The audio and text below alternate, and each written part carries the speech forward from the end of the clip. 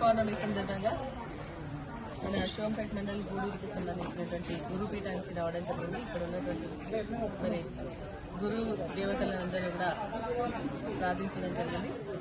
మన నియోజకవర్గానికి సంబంధించి ప్రజలందరూ కూడా సుఖ సంతోషంతో ఉండాలని, రైతులు ఇప్పుడు మళ్లీ పంటలు వేసుకునేటువంటి సమయంలో వర్షాలు వెనక్కి పడ్డాయి కాబట్టి వర్షాలు బాగా పడాలని, రైతుల పంటలు బాగా పండాలని, మన ఆర్థికంగా పైకి రావాలని, మన ప్రాంతం శ్యామలం కావాలని చెప్పేసి ఆ దేవులందరూ కూడా ప్రార్థించడం జరిగింది.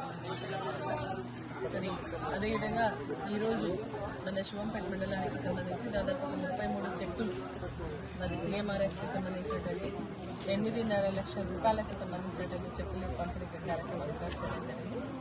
ఆర్థిక ఇబ్బందులతో మరి హాస్పిటల్లో వైద్యం చేయించుకున్నటువంటి వారికి ఈ యొక్క సీఎం రిలీఫ్ ఫండ్ చెక్కులు మరి అందించడం ద్వారా వాళ్ళు చాలా సంతోషంగా ఉన్నారు.